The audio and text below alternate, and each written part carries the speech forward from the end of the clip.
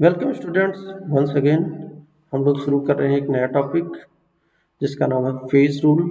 ये BTech common syllabus चाहे किसी भी ब्रांच का हुआ तो उसकी केमिस्ट्री में, इंजीनियरिंग केमिस्ट्री में यूनिट 3 में है। इसके अलावा आपको ये टॉपिक अगर आप बीएससी कर रहे हैं, ग्रेजुएशन में है, तो वहाँ भी पढ़ने को मिलेगा, हायर क्लासेस में भी मिलेगा। Phase rule we have to discuss basic introduction, some definitions, what is phase rule, what is phase diagram, and we have to study one component system जो कि उसका एक एग्जाम्पल क्या है, वाटर सिस्टम। इसको पढ़ेंगे, ठीक है। हम लोग यहाँ पर टू कंपोनेंट सिस्टम और इन सब पे नहीं जाएंगे, but basics we have to study and we have to study in detail water system. Now what is the need of phase rule, ये करेगा क्या? तो फर्स्ट ऑफ ऑल आपको यही पता होना चाहिए what is phase. A substance can exist in various states depending on external conditions. External conditions क्या हो सकती है भाई? टेम्परेचर है, प्रेशर है, ठीक है, ये सब क्या है? एक्सटर्नल कंडीशंस है। तो अगर आपने देखा होगा, आपने लिया है आइस, तो अभी वो सॉलिड स्टेट में है, तो उसको आप ये बोल सकते हो एक फेज है, सॉलिड फेज है। फिर क्या हुआ? उसको आपने हीट किया, यानी टेम्परेचर प्रोवाइड किया, वो लिक्विड फेज में चला गया, यानी वो लिक्विड फेज दूसरा फेज हो गया। Now you have further heated it, उसको आपने फिर से हीट कर रखा है, जब वो किस स्टेट में चला गया? गैसियस फेज में चला गया, एक दूसरा फेज बन गया, ठीक है। तो पर्टिकुलरली आप कह सकते हो दिस आर द स्टेट्स, इन्हीं को हम लोग क्या बोल रहे हैं? फेज बोल रहे हैं। Change in state of a substance, that is phase, from one two other, उसी को हम लोग क्या बोल रहे हैं? फेज ट्रांजिशन, यानी सॉलिड से लिक्विड बनना, लिक्विड से गैस बनना, and so on. This usually occurs when energy or heat is removed or added, as you know it. Okay, phase transitions, like any other thermodynamic system, proceeds until equilibrium is established.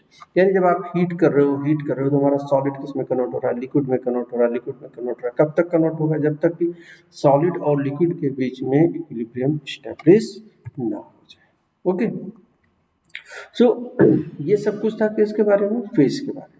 Now what is phase rule? Phase rule क्या काम करेगा? It is important generalisation and a versatile tool for the study of behavior of heterogeneous systems, quantitatively predicting the effect of changing temperature, pressure, concentration by means of a phase diagram. मतलब वो मोटा मोटा हम इसमें लोग क्या कर रहे हैं, एक इम्पॉर्टेंट जनरलाइजेशन देता है, जो कि एक वर्सेटाइल टूल हो गया है आज की डेट में, जो कि थर्मोडायनेमिक्स के प्रिंसिपल पे बेस्ड है। ये क्या डिसाइड कराएगा कि चेंज इन टेम्परेचर, प्रेशर या कंसंट्रेशन करें, तब वो कब किस फेज में जाएगा। माइंड इट, ये फेज रूल आपके लिए बॉयज इंजीनियर बहुत ही इंपॉर्टेंट होता है। क्यों? क्योंकि मान लीजिए आपने कहा आप किसी बहुत ही कोल्ड प्लेसेस पे हैं, बहुत ही कोल्ड प्लेस पे हैं, जहाँ पे water temperature below 0 degree Celsius है, but you need some liquid water. तो किस कंडीशन में 0 डिग्री से भी बिलो वो लिक्विड स्टेट में रहेगा, ये जानकारी आप फेज रूल और फेज डायग्राम से कर सकते हैं। सो स्पेशली किन टेम्परेचर, प्रेशर कंडीशंस में ये सब्सटेंस किस फेज में एग्जिस्ट करेगा, इसको हम लोग फेज रूल से स्टडी करते हैं। Is it clear? Now what is phase rule? I am not going to discuss phase rule. आपको एज सच अगर हम अभी अभी तुरंत बता दें तो बोलोगे ये सब अभी सर बिल्कुल भी नहीं समझ में आया, क्योंकि फेज रूल फाइनली आपको दो लाइन का मिलेगा, लेकिन उसके अंदर काफ़ी सारी डेफिनेशंस हैं जो कि आपको देखनी पड़ेंगी पहले। So before discussing the phase rule we have to discuss the some of the terms those have came in that definition. वो फेज रूल की डेफिनेशन में जो टर्म्स आए हैं उनको क्लियर करना है। पहली डेफिनेशन है आपकी phase. What is phase? Phase के बारे में हम लोगों ने डिस्कस कर लिया, अभी आपको बताया। एक homogeneous, physically distinct and mechanically separable part of a system which is separated from other parts bye definite boundaries. तो इसी को हम लोग क्या बोल रहे हैं? फेज। ठीक है, जो क्या है? होमोजीनस है, फिजिकली डिस्टिंक्ट है and mechanically separable part of a system है। Suppose I have taken this mouse. अब ये माउस हमने ले रखा है, ये एक फेज है। कैसा फेज है भाई? सॉलिड फेज है। वी नो इट्स बाउंड्री, हमको इसको बाउंड्री पता है। इसके बगल में दूसरा फेज भी है, वो कौन सा फेज है? दैट इज एयर, यानी गैसियस फेज है। लेकिन हम यहाँ क्या सॉलिड और गैस के बीच में एक डेफिनेट बाउंड्री है, दिस बॉर्डर लाइन, तो ये चीज़ होना जरूरी है। फिजिकली डिस्टिंक्ट होना चाहिए, मैकेनिकली सेपरेबल होना चाहिए, और अदर से, दूसरे पार्ट से, दूसरे फेजेस से डेफिनेट बाउंड्री होनी चाहिए। उसी को क्या बोलते हैं? फेज, जिसको आप जनरल टर्म में पहले क्या बोलते थे? स्टेट। ठीक है, लेकिन this phase is not a state, क्योंकि अभी आपको सॉलिड स्टेट में कई सारे फेजेस बनेंगे, ये चीज़ आगे ध्यान रखना है। बस आप इसको क्या है समझते चले हैं कि फिजिकली डिस्टिंक्ट और मैकेनिकली सेपरेबल पार्ट। ठीक है, why I am saying this कि फेज स्टेट नहीं है, क्योंकि आपने दो सॉलिड्स को अगर मिक्स किया है, दो सॉलिड क्रिस्टल्स हैं, तो स्टेट तो एक है, स्टेट एक ही है, कौन सा? सॉलिड, लेकिन फेजेस दो हो जाएंगे, क्योंकि एक का सॉलिड दूसरे से डिस्टिंक्ट हो सकता है, यानी उसको हम लोग सेपरेट कर सकते हैं, क्लियर। ठीक है, so two solids, two different chemical substances, two different substances के सॉलिड्स आपने लिए हैं, तो वो टू डिफरेंट फेजेस कहे जाएंगे। Is it clear? Now it is state of matter which is uniform throughout. मैंने उसी चीज को फिर से क्लियर कर दिया। Once again as I suggest you always, I am not going to give you PDF और PowerPoint, just have a thorough watching. आप इसकी बहुत ही क्लियर वाचिंग करिए, देखिए वीडियो को, समझिए, और पॉज कर करके नोट्स बनाइए। ये एक बेटर फॉर्म है, नोट्स के बिना आपका कुछ कल्याण नहीं होने वाला है। ठीक है, तो मैं इसीलिए चीज़ों को थोड़ा सा आप पावर पॉइंट में मैंने बढ़ा के देना शुरू किया, सो दैट आप अगर कहीं और से नहीं पढ़ पा रहे हैं, कुछ और नहीं किया इस कोरोना टाइम में, तो भी आपको नोट्स मिल जाएंगे ना। ठीक है, तो it is state of matter which is uniform through out, not only in chemical composition but also in physical state. Okay, अब मान लीजिए किसी सिस्टम में एक ही फेज है, एक ही फेज है, तो उसे क्या बोलेंगे भाई? होमोजीनस। ठीक है, और अगर एक से ज़्यादा फेजेस हैं तो उसे हम लोग क्या बोलेंगे? हेट्रोजीनस। अब हेट्रोजीनस फेज जो है, आप समझ सकते हैं, जैसे मान लीजिए आपने हमने एक बॉटल में कुछ ले रखा है, जैसे हमारी लैब में यहाँ पे रखा हुआ है, तो वो क्या? सॉलिड है, लिक्विड है, तो दो फेजेस हो गए।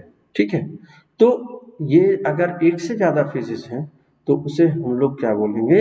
हेट्रोजीनस बोलेंगे। Is it clear? Homogeneous and heterogeneous systems, ये सिस्टम के नाम हुए। एक पर्टिकुलर जो एक आपने सपोज करके रखा है, मैं आपको एक्चुअली दिखा देता हूँ।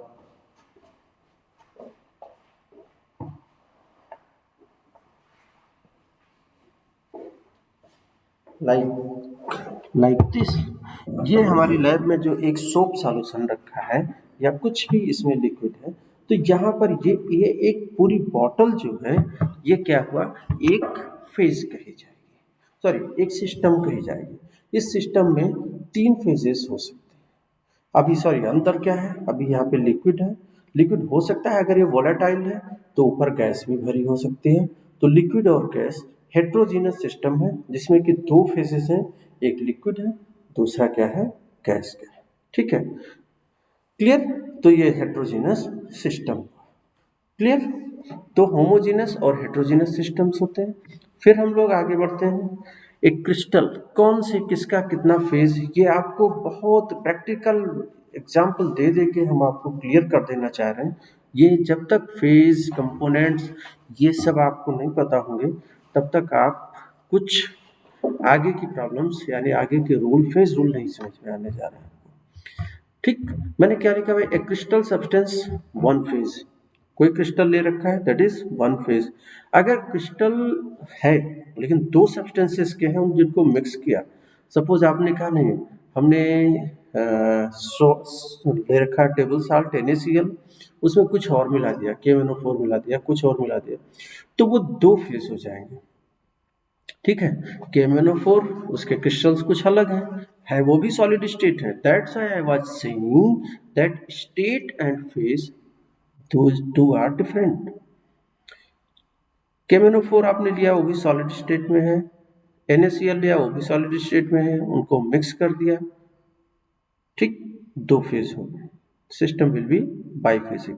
अगर प्योर सब्सटेंस का कोई क्रिस्टल है तो क्या हुआ? मोनोफेजिक, यानी वन फेज हुआ। ओके, अ gaseous mixture, suppose air, air है तो वो वन फेज हुआ, क्यों?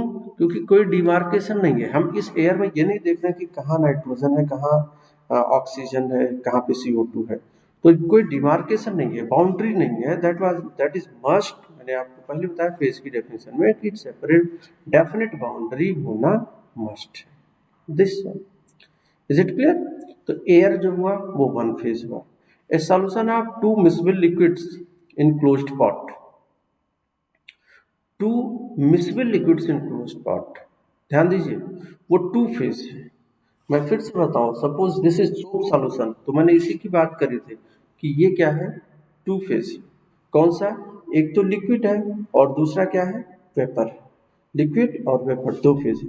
लेकिन अगर दो इमिसिबल लिक्विड आपने ले रखे तो उस लिक्विड में इटसेल्फ वो दो लेयर बनाए। सपोज आपने वाटर लिया, वाटर के ऊपर ऑयल डाल दिया, तो वाटर और ऑयल दोनों लिक्विड है लेकिन दोनों सेपरेबल है, अलग अलग है, और उनके वेपर्स बने, तो तीसरा फेज हुआ। तो इमिसिबल लिक्विड से आपने लिया तो उसके कितने हुए, थ्री फेज हुए। और अगर आपने मिसिबल लिक्विड लिया तो उसके टू फेजेस हुए। ओके, नाउ अभी और भी हम कंटिन्यू करते हैं। Mixture of two or more chemical substances, एक से ज़्यादा कोई दो या उससे ज़्यादा कोई केमिकल सब्सटेंस है, then they will contain as many phases because each has different physical property. ठीक है, यानी कि जितने केमिकल्स आपने ले रखे हैं, जैसे आपने CaCO3 प्लस CaO लिया, सो CaCO3 plus CaO two phase हुआ।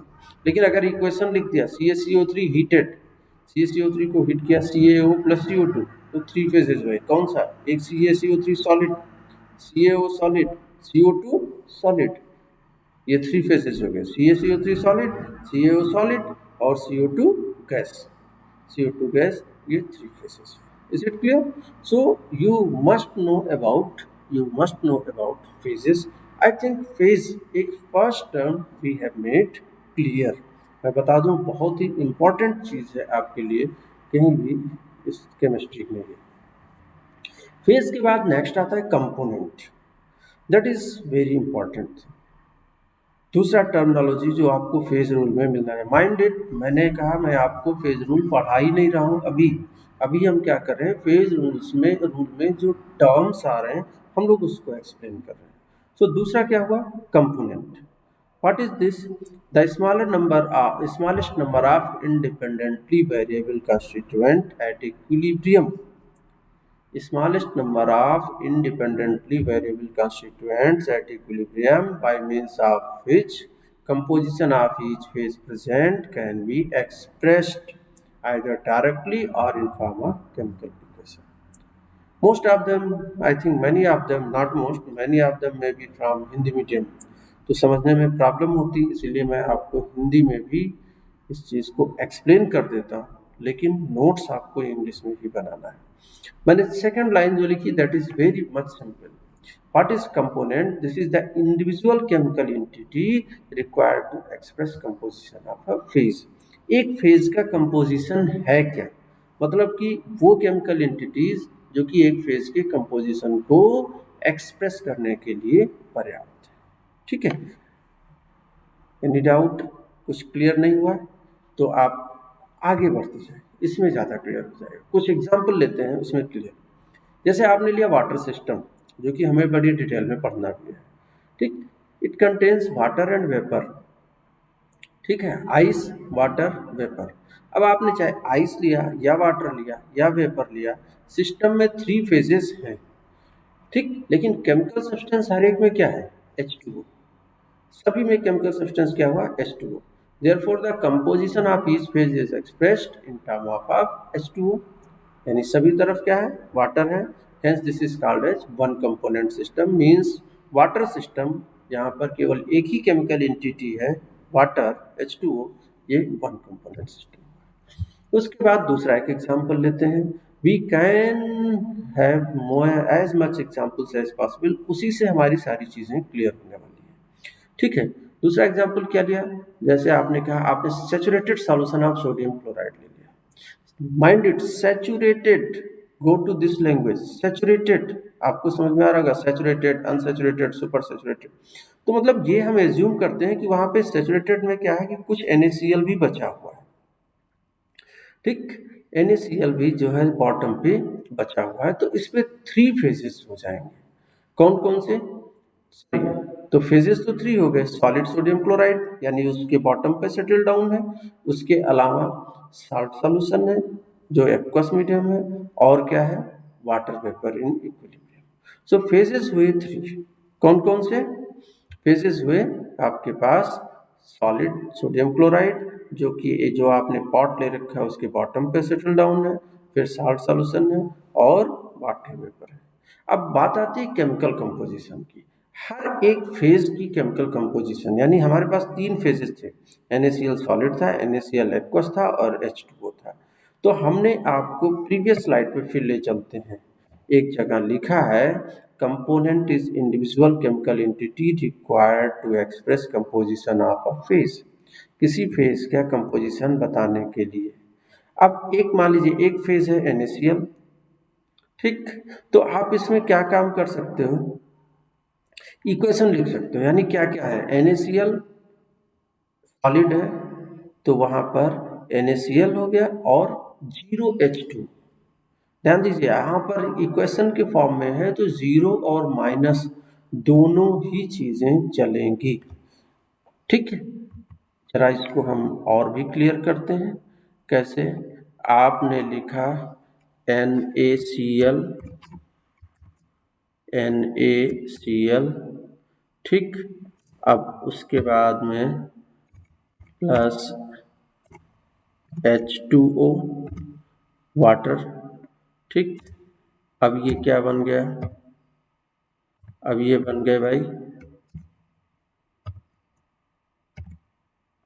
NaCl एक्वस, NaCl ये कैसे हैं भाई? एक्वस। और इसके अलावा, ठीक। अब आ जाइए इधर। ये 3 चीजें NaCl और वाटर, ठीक। क्या बना? NaCl aqueous. अब NaCl जो पहला वाला है वो यहाँ पर क्या है? सॉलिड। ये आपका पहला वाला NaCl क्या था? सॉलिड था। अगर इस सॉलिड NaCl को आपको एक इक्वेशन आपने लिख लिया, तो अब आपको अगर इस सॉलिड NaCl को फेज को एक्सप्लेन करना है तो माइंड इट ये है कहाँ पर? ये चीज़ आपको ज़रूर ध्यान देनी चाहिए कि ये जो सैचुरेटेड NaCl हम जो लोग जो पढ़ रहे हैं वो है कहाँ? ये लोग कहाँ हैं? ये लोग एक पॉट में हैं। इस पॉट में नीचे कुछ सॉलिड भी पड़ा हुआ है। उसके बाद ये एक्वस हो गया, और ये अगर क्लोज्ड है तो वेपर्स भी हो गए। देखिए 3 चीज़ें, मतलब यहाँ पर वेपर है, यहाँ पर एक्वस है, और ये क्या है? सॉलिड है। लेकिन ये तीनों यानी वेपर, एक्वस और सॉलिड, ये तीनों एक ही सिस्टम के पार्ट हैं। ठीक है। 3 फेजेस हो गए आपके पास। अब अगर हम NaCl को लिखना चाह रहे हैं तो हम जो वहाँ पर लिखे हुए हैं कि वो NaCl solid, that is NaCl plus NaCl aqueous, वो क्या हुआ है? जहाँ पर NaCl प्लस H2O, 2 हो गए। एक चीज क्लियर, NaCl सॉलिड तो NaCl एक्वस माइनस H2O, यानी उधर हम शिफ्ट कर लेंगे। ठीक है। अगर NaCl एक्वस है तो NaCl और H2O हो गया। H2O है तो 0 NaCl है पर H2O है। ठीक। NaCl सॉलिड है, NaCl प्लस H2O। ठीक। ये कुल मिला के हमको कितने कंपोनेंट एक्सप्लेन करने के लिए, एक एक हर एक फेज को एक्सप्लेन करने के लिए 2 कंपोनेंट चाहिए। आई होप थोड़ी सी आपको अभी मुझे लग रहा है प्रॉब्लम में आप है। तो अगर हमने इस चीज को लिखा है, देखिए इस चीज को लिखा है, तो आप दूसरा एक मेथड है कि आप ये लिख लीजिए NaCl solid, this is equal to NaCl aqueous. आप क्या लिख सकते हो? NaCl एक्वस, और क्या लिख सकते हो? Minus H2। Mind it, NaCl aqueous और माइनस क्या लिख दिया? H2। ठीक। ये पहला है एक फेज पर। दूसरा NaCl एक्वस आपको लिखना है तो ये तो क्लियर ही है। NaCl एक्वस आपने कहा तो इसके लिए तो इक्वेशन ही लिखा हुआ है भाई। NaCl एक्वस कैसे बना? NaCl सॉलिड प्लस H2O, इसी इक्वेशन से आप कर सकते हो। I just want to show NaCl aqueous कैसे बना? NaCl solid plus H2O। अब यहाँ पर बचा क्या? H2O, ठीक है। तो H2O को आप इसी इक्वेशन से कैसे शो कर सकते हो? आप क्या लिख सकते हो कि H2O, this H2O will be equal to NaCl aqueous minus NaCl aqueous और माइनस क्या लिख दूं? NaCl solid. हर एक फेज NaCl सॉलिड था, NaCl एक्वस था, वाटर था। आपके पास 3 फेजेस थे। फिर से ध्यान दे लीजिए, आपके पास फेजेस कितने थे? 3 थे। अब 3 फेजेस में हर एक फेज को हमें शो करना है। देखिए 3 फेजेस में हमें जो है हर एक फेज को, पहला फेज ऊपर वेपर का, दूसरा फेज एक्वस का, तीसरा फेज सॉलिड का, हर एक फेज को डिफाइन करने के लिए दो दो केमिकल एंटिटीज चाहिए। चाहे यहाँ देख लीजिए NaCl सॉलिड फेज के लिए 2 केमिकल एंटिटी, NaCl एक्वस के लिए 2 केमिकल, आइदर प्लस और माइनस डजंट मैटर, H2O के लिए भी 2 केमिकल एंटिटी। तो कुल मिला के हर एक फेज को डिफाइन करने के लिए कितनी केमिकल एंटिटीज चाहिए? आपको चाहिए कितनी? 2 केमिकल एंटिटीज। ठीक है। अब इसका मतलब ये है कि ये by component. So this I have explained you that how you can determine number of components from equation. Equation में कितने फेजेस हैं और हर एक फेज के लिए आप क्या करो, आप उससे जो है यहाँ कंपोनेंट से निकाल सकते हैं। चलिए ठीक है, हम आते हैं यहाँ पर आगे। तो एक ये तरीका था आपके पास इस तरह से नंबर ऑफ कंपोनेंट शो करने का। वही चीज़ देखिए लिखा है H2O गैस, NaCl एक्वस और NaCl, इन्होंने X और Y लिख दिया हमने उस टाइम, कोई बात नहीं, आप प्लस माइनस करके करो, पर हर एक फेज के लिए 2 कंपोनेंट की जरूरत होगी। ठीक। So again come to this definition. हमने आपको यहाँ पर क्या बताया था? फेज पढ़ा दिया, ठीक है।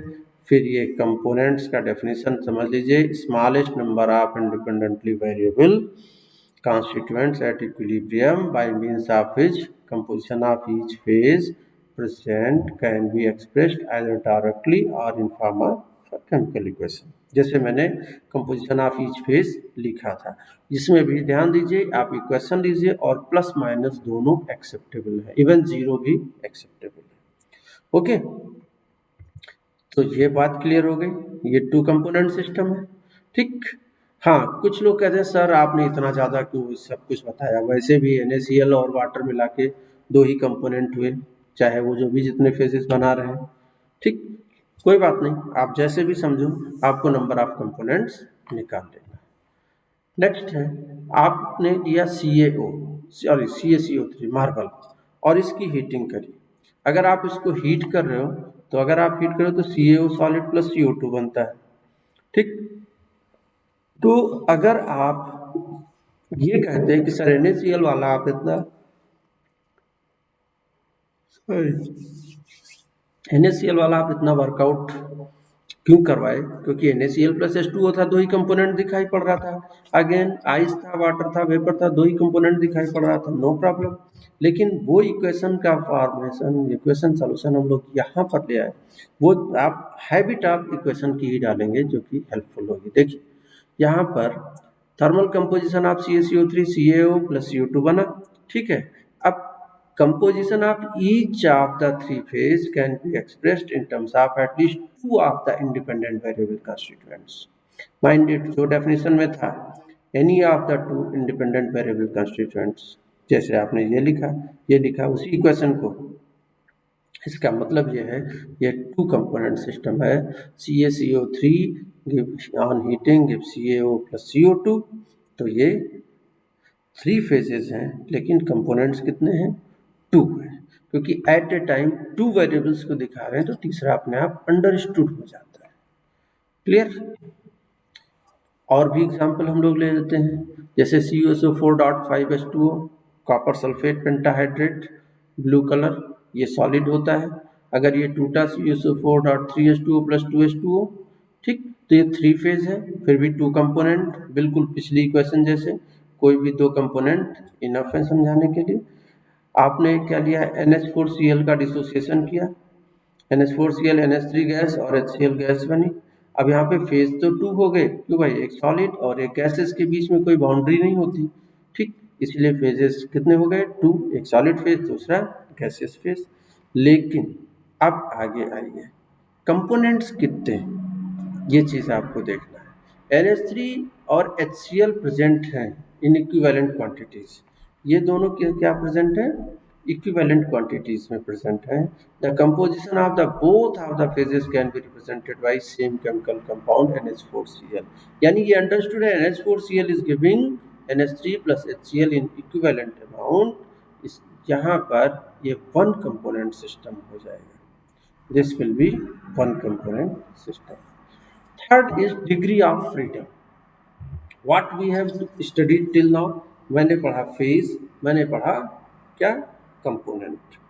तीसरी चीज है डिग्री ऑफ फ्रीडम, एक्चुअली तीसरी और लास्ट चीज है जिसको आपको याद रखना है। It is defined as the minimum number of independent variable factors such as temperature, pressure, concentration of the phases, which must be fixed in order to define the concentration condition of a system completely, यानी कि ये minimum number of independent variable factors हैं। Factors मैंने आपको पहले ही बताया, temperature और pressure ये मेजर फैक्टर हैं, टेम्परेचर, प्रेशर, कंसंट्रेशन।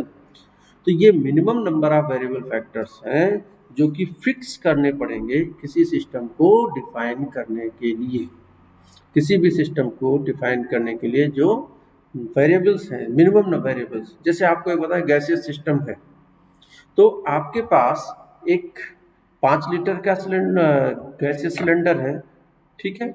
अब जो गैसियस सिलेंडर है, आप ये कह लीजिए, जस्ट अ मिनट, आपके पास एक 5 लीटर का गैसियस सिलेंडर है। अब उस गैसियस सिलेंडर में आप क्या क्या रख रहे हो भाई, गैस रख रहे हो। चलिए, ये मैंने एक सिलेंडर बना दिया, ठीक है। अब एक बात बताओ कि इस गैसियस सिलेंडर में कितनी गैस भरी है। हम अगर आपसे पूछें कि ये गैस है, तो लेकिन कितनी, how much gas, how much gas, आप बोलोगे सर हमें नहीं पता, हमें आप कुछ पैरामीटर दीजिए तब।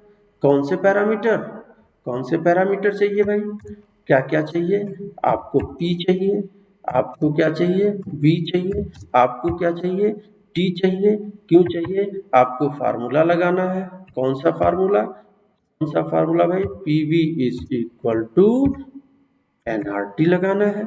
उससे हम क्या निकाल लेंगे, N is what, number of moles, how much amount, हमको पता चल जाएगा। तो दीज आर द वेरिएबल्स, ठीक है, क्या क्या, P, V और T, ये आपको चाहिए होता है। अब इसमें से मिनिमम कितने रिक्वायर्ड है, suppose volume is fixed, volume अगर आपने फिक्स किया तो क्या क्या चाहिए, प्रेशर और टेम्परेचर चाहिए, ठीक है। प्रेशर फिक्स है तो वॉल्यूम और टेम्परेचर चाहिए। तो ये कम से कम तीन वेरिएबल्स यहाँ पर हैं, तीन में से दो कम से कम हर हाल में आपको एक्सप्रेस करने ही है, तीसरा फिक्स रखते हुए, ठीक। तो यही चीज हमने लिखा है, what is degree of freedom. Degree of freedom is minimum number of independent variables factors such as temperature, pressure and concentration of phases which must be fixed in order to define the condition of system completely।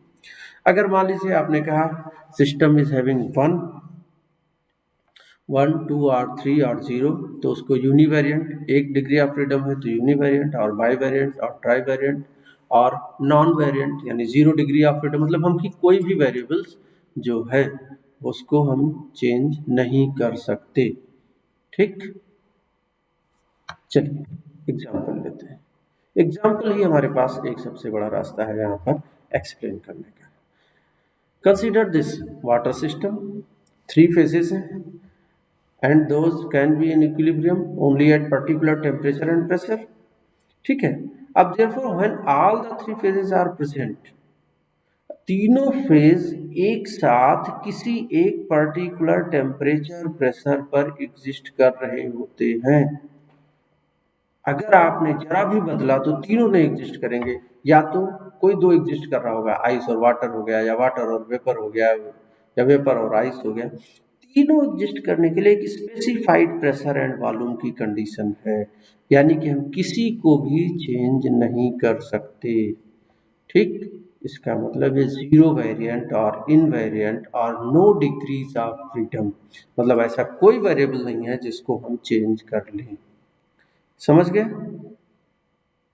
तो यहाँ पर तीनों exist करने के लिए क्या है, आपको जीरो डिग्री ऑफ फ्रीडम है। क्लियर? यानी कि आप ऐसा बोल सकते हैं तीनों एक पर्टिकुलर स्पेसिफिक टेम्परेचर और प्रेशर पर एग्जिस्ट करेंगे। आप आगे भी चल के इसको बताएंगे। कोई भी चेंज किया तो तीनों नहीं एग्जिस्ट करेंगे, मतलब सिस्टम ये नहीं रहेगा, सॉलिड लिक्विड गैस तीनों सिस्टम नहीं रहेगा। ठीक, in this system is pressure और temperature altered, three phases will not remain in equilibrium.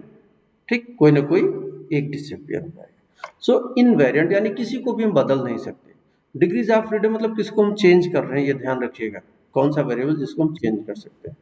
Suppose आपके पास वाटर सिस्टम है जिसमें लिक्विड और वेपर, यानी वाटर को हीट करके वेपर बना है। ठीक है। अब इस सिस्टम को डिफाइन करने के लिए या तो टेम्परेचर या प्रेशर, ठीक, मैंने क्या बताया, एक फिक्स्ड है एक वेरी करवा रहे हैं। ठीक है, टेम्परेचर आपने ना बताया, प्रेशर बताया तब भी चल जाएगा भाई, ठीक है, ऑर्डिनरी टेम्परेचर पर प्रेशर, या प्रेशर टेम्परेचर में से कोई एक। We must state either temperature और pressure to define this system. इस सिस्टम को एक्सप्लेन करने के लिए हमको या तो टेम्परेचर या प्रेशर किसी एक को स्टेट करना होगा, इसका मतलब ये यूनिवेरिएंट है। ठीक है। अब अगर मान लो केवल वाटर वेपर्स है, केवल वाटर वेपर्स है, ठीक, तो we must state the value of both temperature and pressure in order to define system completely. ठीक, इसलिए वो बाई वेरिएंट या टू डिग्रीज ऑफ फ्रीडम हो जाएगा। वंस अगेन मैं फिर से अपने ही पुराने एग्जाम्पल पे जाऊंगा कि यहाँ पर वाटर वेपर्स हैं या केवल गैस है। तो जो गैसियस सिस्टम है उसको अगर ये वॉल्यूम फिक्स है तो दो वेरिएबल, आपने कहा 5 लीटर का एक सिलेंडर है तो वहाँ पे 5 लीटर तो फिक्स हो गया, तो प्रेशर और टेम्परेचर बताना मस्ट है। मीन्स दो वेरिएबल और चाहिए आपको शो करने इस सिस्टम को डिफाइन करने के लिए। सो गैसियस सिस्टम के लिए डिग्री ऑफ फ्रीडम कितना हुआ, तो गैसियस सिस्टम को फुल्ली डिफाइन करने के लिए पैरामीटर्स कितने चाहिए, तीन। तीन में से एक आपने फिक्स रखा है तो वेरी किसको करवा सकते हैं, दो। ठीक है, तो कुल कितने पैरामीटर्स चाहिए होते हैं उस बेसिस पे आप इसको एक बार देख लेंगे। ठीक है भाई, चलिए नेक्स्ट आगे बढ़ते हैं। वो क्या है, मान लीजिए आपने कहा gases mixture of N2 and H2। ठीक, we must have both pressure and temperature, मैंने इसी चीज को उधर एक्सप्लेन कर दिया। ठीक, तो अगर आपने एक वॉल्यूम फिक्स कर रखा है तो प्रेशर और टेम्परेचर चाहिए, इसका मतलब कि बाय आपका यहाँ पे दो डिग्री ऑफ फ्रीडम हो गया गैसियस सिस्टम और वेपर सिस्टम, गैसियस के लिए भी और वेपर्स के लिए भी। ठीक, अब अगर हम एक दूसरा जो लेते आए हैं इसको क्या है, system consisting of NaCl solid, ठीक, जो कि एक्वस है और ये वाटर वेपर है। ठीक, तो अब यहाँ पर we must state either temperature और pressure because saturation solubility is fixed at a particular temperature और pressure। ठीक है, तो हमको एक चीज कम से कम दो वेरिएबल्स में से एक चीज बताना मस्ट है सिस्टम को डिफाइन करने के लिए, मतलब कि ये सिस्टम कैसा हो जाएगा, यूनिवेरिएंट हो जाएगा। ठीक है, तो आपको क्या क्या मैंने बताया फिर से ध्यान दे लीजिए, यहाँ से मैं इस लेक्चर को पूरा रिवाइज कर दूं। वाई व्हाट इज फेज, वो क्या है, एक पर्टिकुलर स्टेट है। ठीक, अब फेज ट्रांजिशन क्या है, एक स्टेट से दूसरे स्टेट में चेंज होना। ठीक, अब नेक्स्ट हमने बताया फेज रूल क्या काम करेगा? फेज रूल जो है वो आपको एक तरह से जो एक सिस्टम है, सिस्टम बताने का मतलब मैंने बताया, सॉलिड लिक्विड गैस, किसी भी सब्सटेंस या मिक्सचर या सॉल्यूशन जिसका सिस्टम है वो किस पर्टिकुलर टेम्परेचर प्रेशर तक सॉलिड रहेगा या लिक्विड रहेगा या वेपर रहेगा, इसकी इंफॉर्मेशन थर्मोडायनामिक प्रिंसिपल पे बेस्ड मिलेगी। इसमें आपको डेफिनेशंस पता होनी चाहिए। पहला मैंने बता दिया फेज, दूसरा क्या बता दिया, फेज के बाद में क्या बताया भाई, वो आया कंपोनेंट्स, ठीक है, और कंपोनेंट के बाद में फिर एक तीसरी चीज आई degree of freedom. Phase, component और डिग्री ऑफ फ्रीडम, ये तीनों चीजें आप कंफर्म कर लीजिए। We will meet in next lecture जहां पर हम एक्चुअली फेज रूल आपको एक्सप्लेन